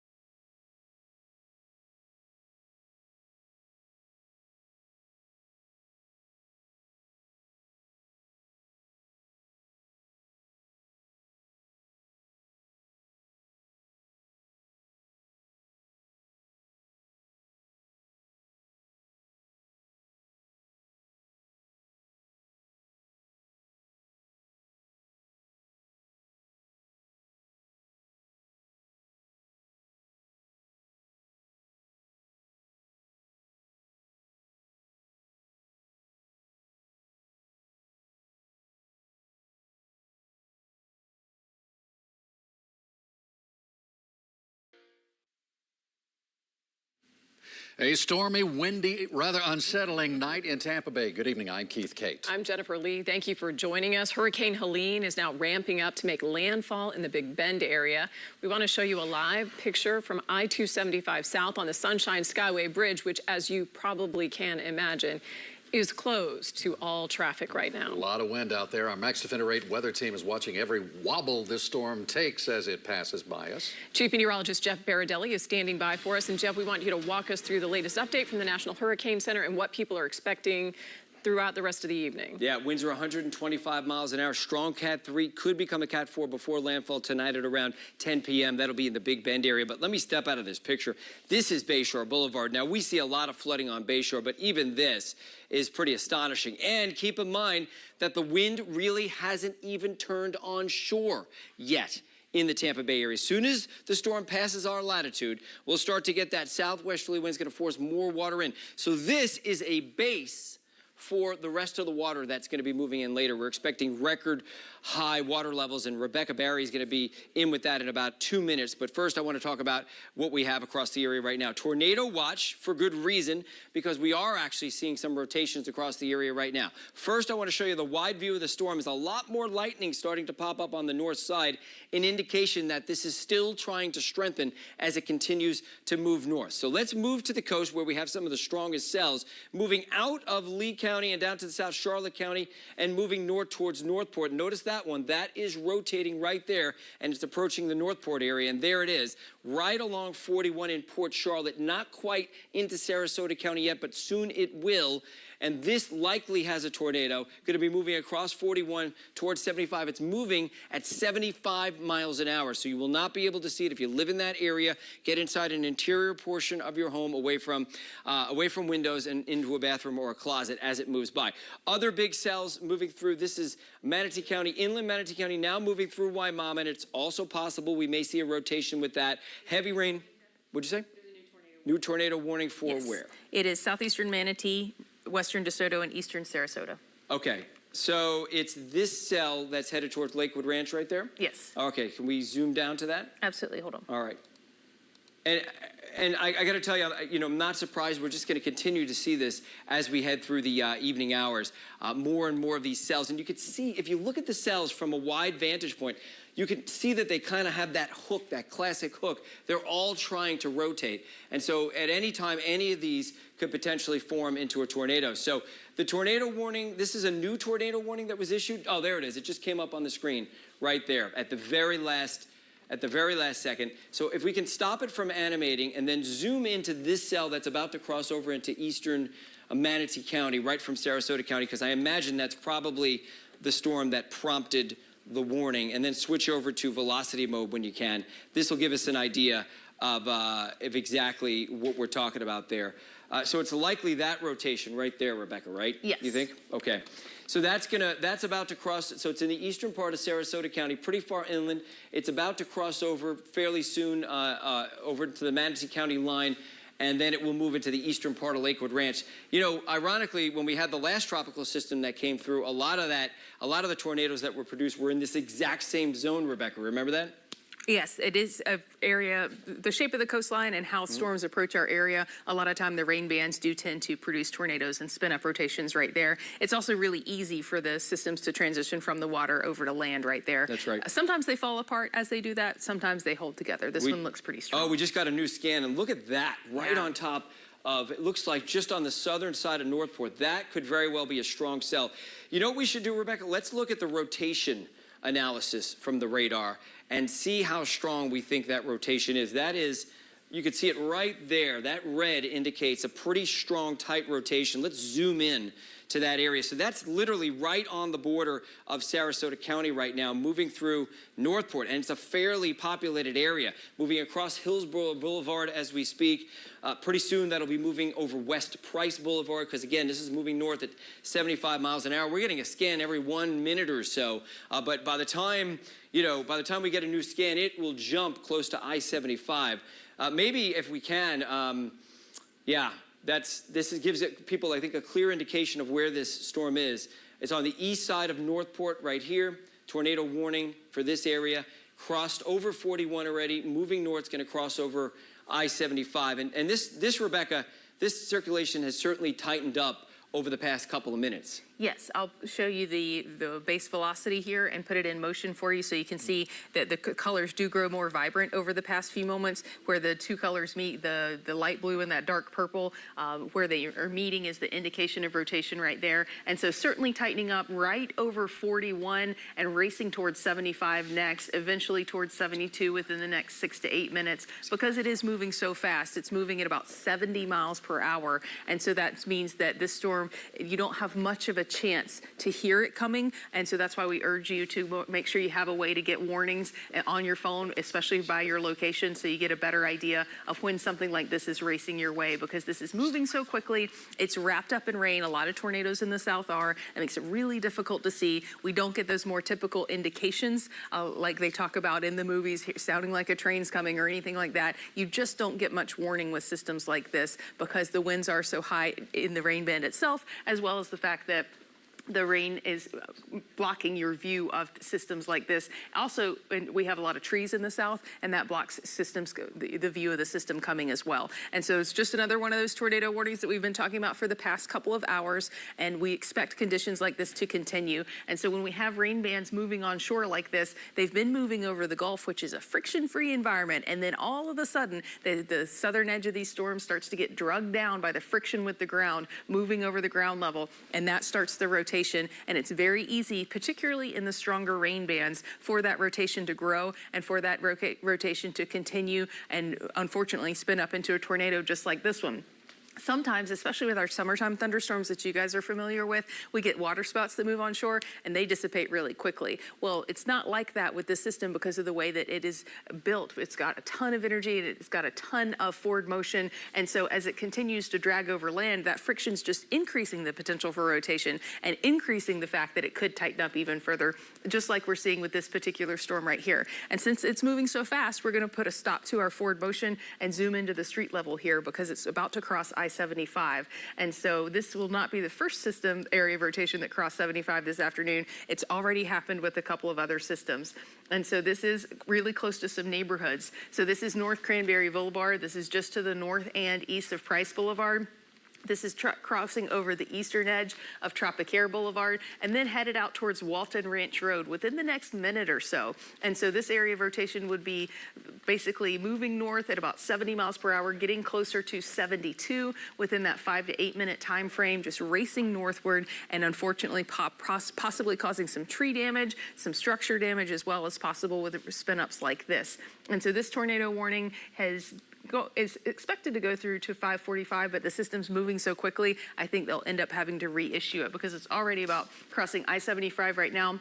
It could cross into Manatee counties and eventually end up impacting Mayaca City. And so it's moving a little bit to the east of where most of the neighborhoods are over along I-75. So that's the good news. It's going to pass very well to the east of Lakewood Ranch and those golf course communities there. Unfortunately, this is probably the first of many that we're going to be tracking as we make our way through the evening hours, especially because the system is passing by us right now. I'm going to go ahead and widen out the view so that you can see where Helene is, because we've been talking for days about how the afternoon hours were going to be the worst here because of our proximity to Helene passing by.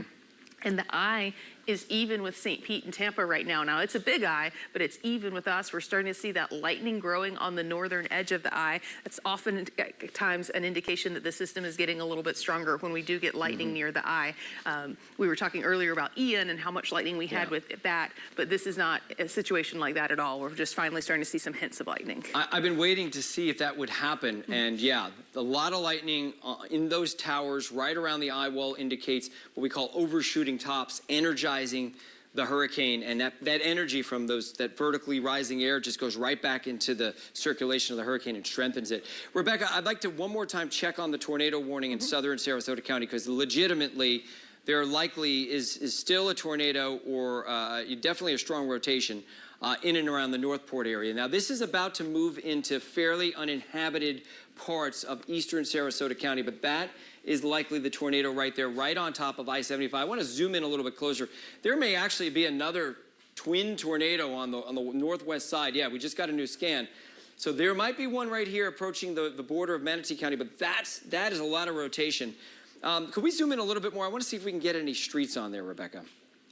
And also at some point, okay, so Walton Ranch Road is where this is. If you live in this, if you're familiar with this area, be aware that this cell likely has a tornado because this is a really strong rotation here. But again, and it's going to be moving over Sugar Bowl Road and then what is a much more rural area than Northport is, which is on south of the map right there. Can we switch over to the, if we can, to actually show, yeah, where the rotation is? And there it is, two areas. See, we could see it on the velocity, but we just talked about this. Two kind of twin tornadoes, if you will, because they're only separated by maybe a mile. One of them that's moving over Sugar Bowl Road, about to move into the southern part of Manatee County, and then that other one, which is about to move over Walton Ranch Road. Again, this is on the north side of Northport, so the very north side of Northport, northeast side, where you cross over I-75. And that one is also moving into a fairly rural area itself as it continues to move north into Manatee County. But this is the kind of thing that we're going to be dealing with for a while. But one thing I noticed, Rebecca, is that this is the main band. There's a break after this in the radar because we're kind of in between hurricane bands. Is that band, which is moving through inland parts of our area right now, and then behind it, nothing near as strong as the band that's moving inland right now. Yeah, so hopefully getting a little bit of break for Manatee and Sarasota counties because they've been rocking and rolling for the last couple of hours with not only the heavy rain that they're seeing, but also the potential for rotation that we've seen there because that's the really scary part is when we start to see the tornado warnings. People were already prepared for heavy wind and heavy rain, but the tornadoes kind of add insult to injury there. Yeah, for sure. And like I said before, if you can do so in a safe way, you can send us pictures, videos, any reports of severe weather. We can then relay that to our audience. It's WFLA.com/reportit. Again, WFLA.com/reportit. You can see it right behind me right there. Or you can send us an email at weather@WFLA.com. We'll try to give that information to our viewers. So again, we're going to be dealing with these tornado warnings on and off through the next couple of hours. As you can see, this band is the strong one that continues to rotate inland right now through Tampa, through places like Riverview, and that'll continue to lift north towards places like Lakeland. All right, we're going to take a brief break and continue our coverage of Hurricane Helene in just a few seconds. News Nation has a trust rating higher than CNN, Fox, and MSNBC. It can only be the most trusted name in news with the most trusted names in news. Another reason why News Nation is news for all America. Why would drug dealers put a lethal dose of fentanyl in drugs if they know it's so harmful? It's cheap, it's potent, and it's profitable. Really just all about the money.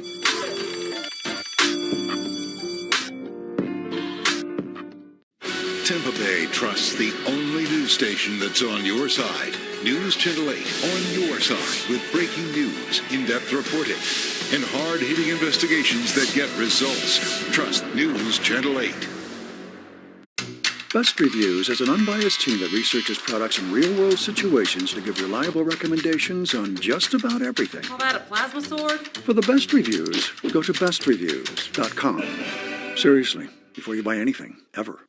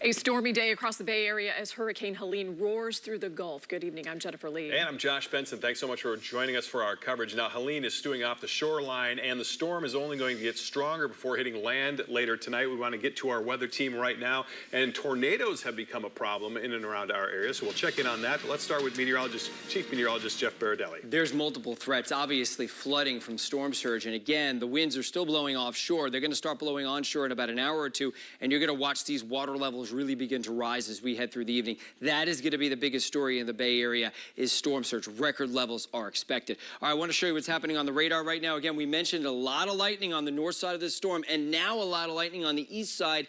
This is indicative of a rapidly intensifying storm, so I wouldn't be surprised if it reaches Cat 4 when it makes landfall tonight in the Big Bend, probably around 9, 10, 11 o'clock tonight. For us, we have these outer bands, that outer band that move through the coastline, producing gusts up to 70 miles an hour, now moving inland, and because of it, we have tornado warnings out for places like just south of Mayaca City. But Mayaca City, get ready. This right here, this might be a tornado. That also is likely a tornado, and that one to the south, a possible tornado as well. Again, these are moving at 75 miles an hour. Oftentimes, you wouldn't even know the difference between just a straight line wind gust in these cells and a rotating gust. Bottom line, get away from your window, interior portion of your home until the storm's clear. They're moving north at 75 miles an hour really quickly. Again, at any time, this particular cell near Riverview and Waimama, that could also start rotating. For right now, heavy downpours and very gusty winds. They extend north towards places like Temple Terrace, and that heavy weather is also moving north now into Manatee County. We have power outages that are starting to take place.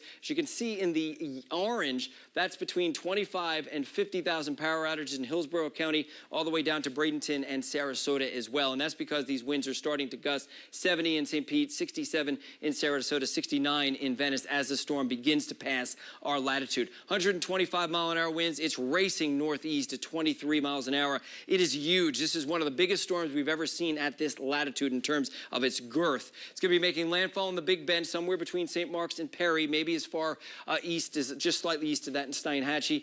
And as it moves on shore, that's when the water really starts to go up. I want to leave you with this on WFLA.com. Right now is the wobble tracker for today. Most of the time it has behaved. You can see it's rotating slightly east now of the track. Go to WFLA.com and you can watch it live right now to see if the storm starts to wobble off its path and comes closer to the Bay Area. With that said, I want to bring meteorologist Rebecca Barry into the mix right now and talk about some of the impacts that we can expect through the evening. One thing I've noticed, this computer model has been great on the forecast track, but it seems to be underdoing the gust by about 10 miles an hour or so. And so we've already seen that. And I did want to bring we got an update that all bridges to Pinellas are closed at this point. So they're expecting the smaller bridges to close down within the hour. Yeah, we expected that. Yeah, and so unfortunately, when you're seeing wind gusts like this, it's just not safe to drive over bridges. Not to mention, we are seeing some water inundating some of those roadways as well, and we expect that to continue as we make our way through the night. Because what's going on is we're getting the wind gusts around hurricane level, wind gusts along the coastline, tropical storm force wind gusts over inland areas, and the wind's really peaking from now until the storm passes us. And so by 7 o'clock, the storm's kind of even with us right now.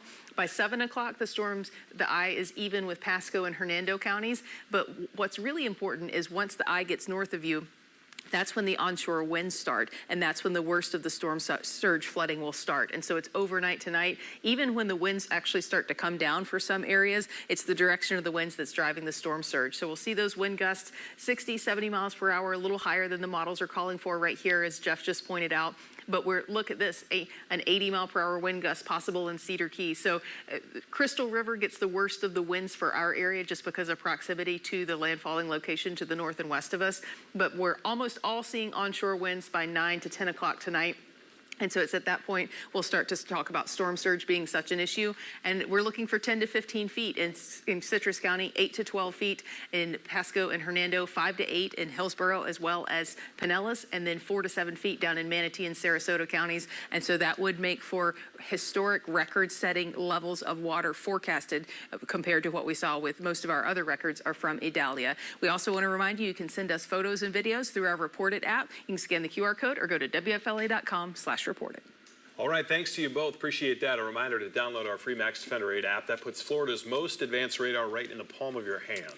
Rain and wind are picking up in Pasco County this evening, where a mandatory evacuation is in effect for anyone living in flood zone A. And right now, dozens of people are gathered at Hudson Beach Park, eagerly awaiting Helene. That's where we find News Channel 8's Nicole Rogers joining us now live. Now, Nicole, how are things looking at this hour? Obviously, some rain and some wind and the waves behind you. Jen, Josh, this is a much different picture than what we saw a couple hours ago. We had hundreds of people here at this park just a few hours ago, and now we're seeing them dwindle by the moment as the weather starts to pick up. As you can see, it's raining and very windy. I wanted to show you behind me. If you take a look, you can see, I'm not sure if you can see, if the camera will pick it up, but the wind is pushing the water out. That is very important to know right now, because I think a lot of people look at this weather and they think, oh, like the water's not rising that bad. But there is going to come a time where this shifts, and all of a sudden the wind is going to shift the other way, and we're going to start to see that water come in. Right now, we're definitely seeing by the moment the weather picking up and getting worse, but I wanted to talk to some of the people that have been out here for hours. We have a couple people standing here. Tell me, what are you doing out here right now? I'm just having a good time, seeing all the Florida people out here acting crazy. I got nothing to do. And so how would you describe the difference between the weather right now versus what it was just an hour ago? Drastic difference. Nothing like this earlier, but I'm just having some fun.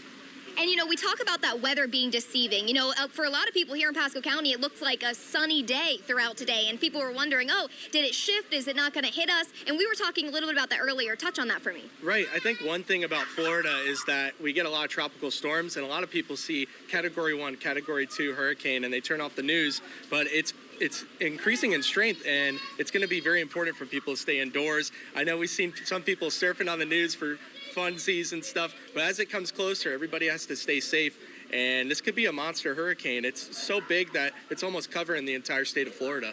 And one of the things we just saw were people swimming right out here, and they were swimming even just to the red and green signs. Very concerning. We were all just watching to make sure that they were safe. What were you thinking in that moment? My gosh, I was so concerned. At first, I thought it was a dolphin, and I was like, oh no, that's just typical Florida man moment right there. Everybody going to swim outside. But as the hurricane comes closer, I'm really concerned about the waves and the current going out and then pushing back in. So I'm happy to see that they came back in. But typical Florida man moment, we need a monster truck out here to do a donut or something. So this area here in Hudson Beach is going to be underwater. That's very apparent here. So you are from Chicago, yes, and you are experiencing this for the first time. What are you thinking right now? This is very exciting to see, actually. I didn't expect this, but I'm kind of like waiting to see what more there is. So you have been here throughout the day, really. How would you describe the change in the weather from now versus earlier today? Yeah, the calming was earlier. I could see the big change with the water current going outward a little bit and the rain coming down. The trees are shifting. It's kind of exciting, actually. For me, it's a lot of excitement. Well, thank you guys so much for joining us. Obviously, stay safe, everyone. As we can see, the weather is changing by the minute. It really is. We're starting to see the rain come down more. We're starting to see the wind pick up. But really what we're watching for here in Hudson Beach is for when that wind starts to shift and the water starts to come in. Of course, these people say that they are going to leave whenever the water starts to come, and they're going to play it safe. But we will continue to keep you up to date here in Pasco County. Live in Hudson Beach, Nicole Rogers, 8 on your side. All right, thank you for that. And obviously the threat is picking up in and around the Bay Area as well as we speak. No question about that. We have been monitoring our southern counties where there have been several tornado warnings already.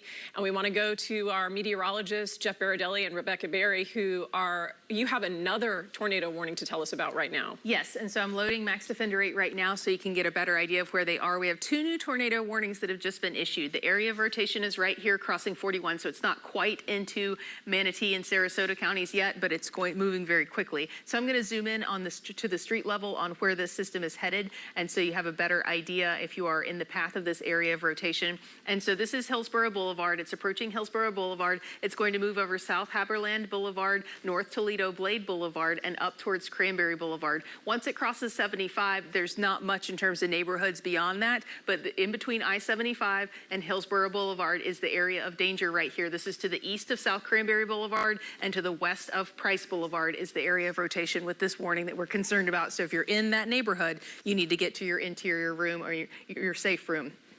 Let's check just to the north of that, where we have another potential area of rotation, and this is moving just to the east of Mayaca City. And so this is right over Curtis Road right now. It's moving past Ballard Road. It's moving up towards Granger Farms Road. It's going to track just along into the east of Wauchula Road here and moving very quickly over less populated areas over the next few moments as well. And so those are the two different tornado warnings that we have in effect right now. They're racing very quickly. The next time we'll check in on this system is when it's crossing 64, because it does start to get into a few more neighborhoods to the north of that for a bit. But these are the two tornado warnings in effect right now. We just wanted to give you an update on where those areas of rotation are, but we're going to send it back over to Josh and Jen right now.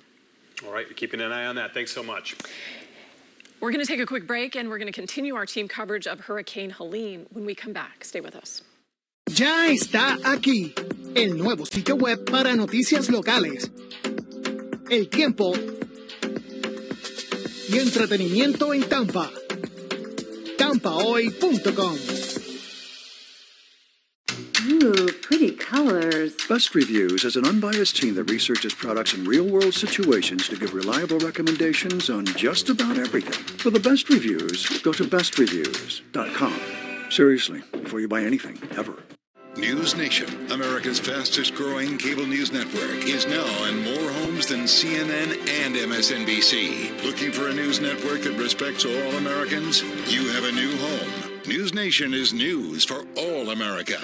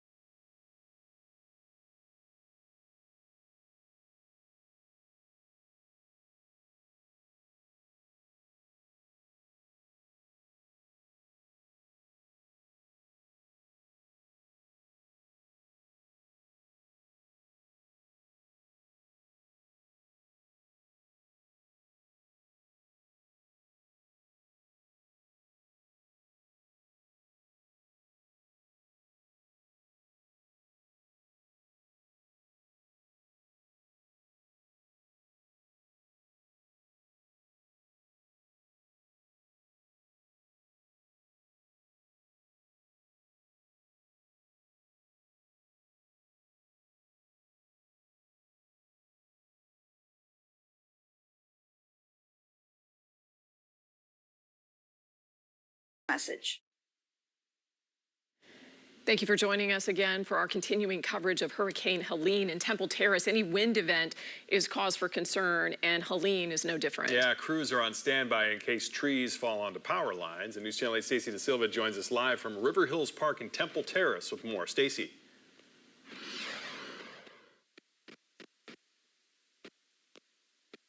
So let's also show you a river right now. Obviously, you have a lot of issues when there's an active storm out there, so we'll try to reconnect with Stacey in a bit. And then hopefully she will stay safe in the meantime, but we'll bring you her story in a moment if we are able to. Meantime, Hernando County is preparing for 8 to 12 feet of storm surge. Yeah, and right now neighbors in Hernando Beach are making their final preparations. That's where we find News Channel 8's Brittany Muller. Let's see if we can connect with her. Brittany, can you hear us? Josh, I can. Richard Gogolski lives in Hernando Beach. He moved in weeks ago and he evacuated. But before leaving, he placed plywood, this bag of water, as well as sandbags to protect from that expected 8 to 12-foot storm surge. And this is the concern. He lives right along the water. You can hear that wind howling through the microphone because it is picking up here. We can feel the rains are getting heavier. The wind is kicking. And I want to show you this video before before Richard left. This is him preparing his home.